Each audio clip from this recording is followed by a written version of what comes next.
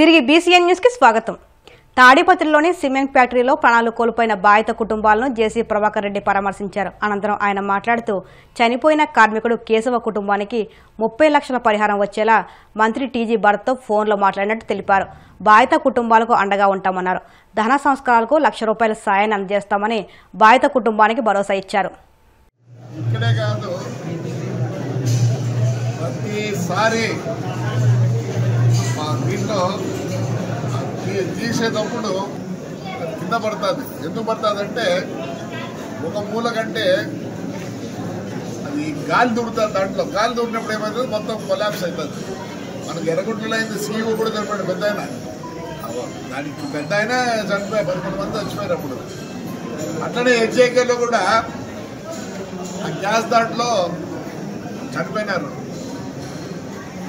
అప్పుడు కూడా కాంపెన్సేషన్ హెచ్ఏకేలో అయితే 15 లక్షలు ప్లస్ గవర్నమెంట్లోంచి అప్పుడు చంద్రబాబు నాయుడు గారు నేను గట్టిగా పోయి కూర్చొని అడిగితే ఆయన కూడా ఒక 4 లక్షలు 5 లక్షలు కాంపెన్సేషన్ ఇచ్చినాడు.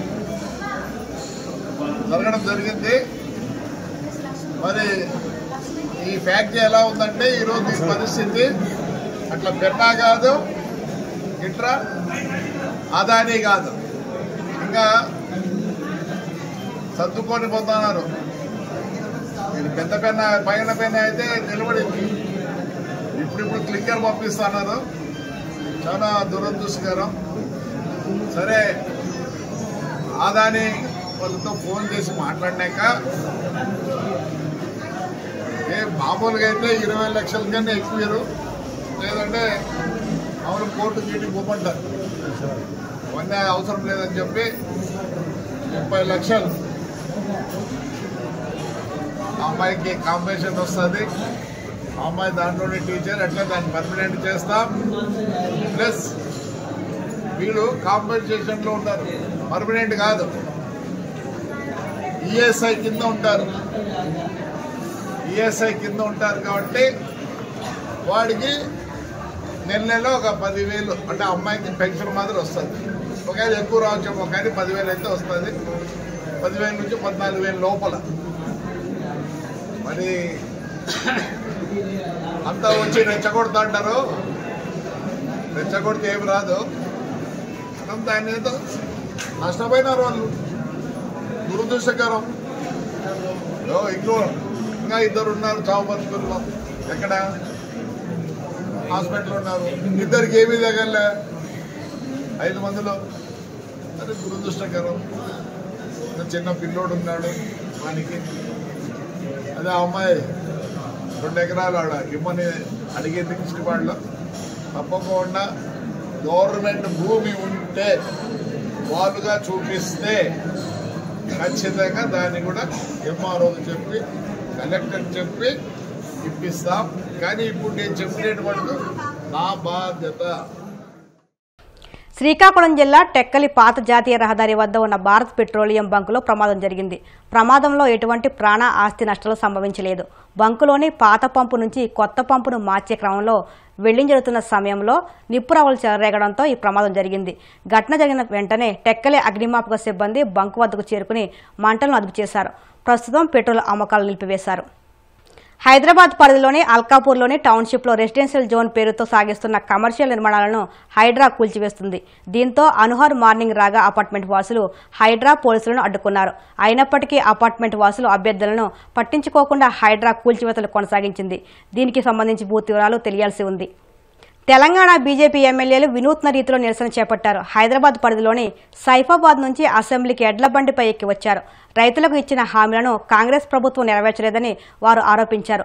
2 లక్షల రుణమాఫీ జరగలేదని, సభలో రైతులపై చర్చ జరగడం లేదని విమర్శించారు. హైడ్రా ఏర్పాటయ్యాక ప్రజల్లో భయాందోళన మొదలయ్యి రియల్ ఎస్టేట్ కుప్పకూలిందని బీఆర్ఎస్ ఎమ్మెల్యే మల్లారెడ్డి అన్నారు.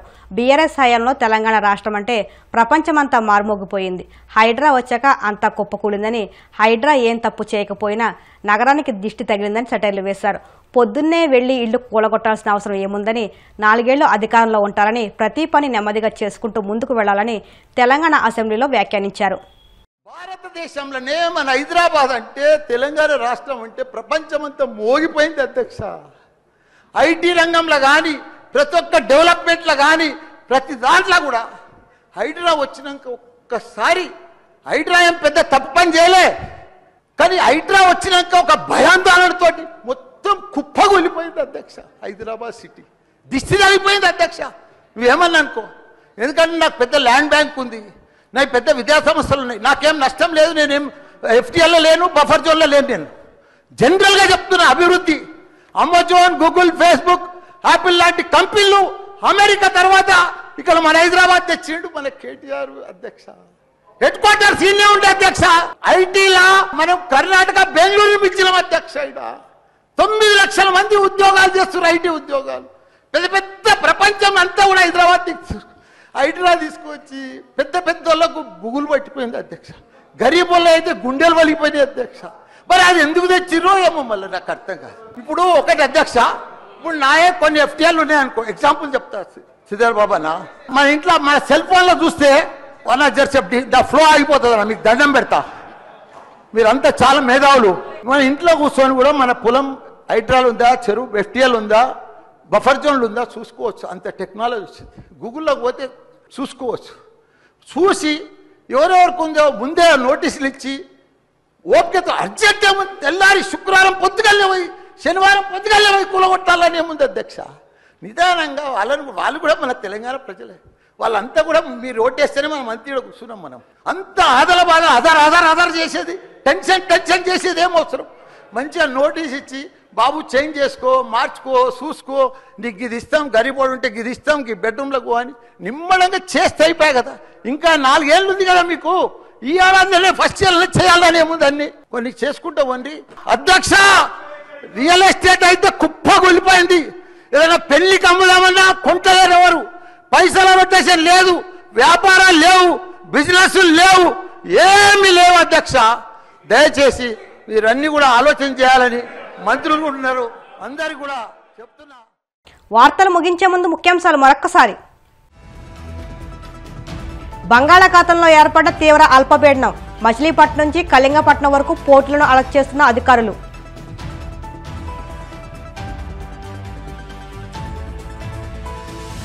ఉండి మండలంలో డెడ్ బాడీ కలకలం, కుళ్లిపోయి పార్సిల్లో రావడంతో హుటాహుటిన వెళ్లి పరిశీలించిన ఎస్పీ నయీం అస్మి.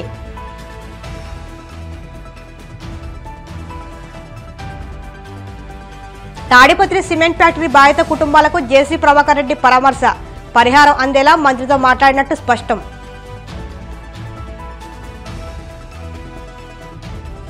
తెలంగాణలో బీజేపీ ఎమ్మెల్యేల వినూత్న నిరసన, కాంగ్రెస్ ఇచ్చిన హామీలను అమలు చేయాలంటూ అసెంబ్లీకి ఎడ్లబండిపై వచ్చిన నేతలు.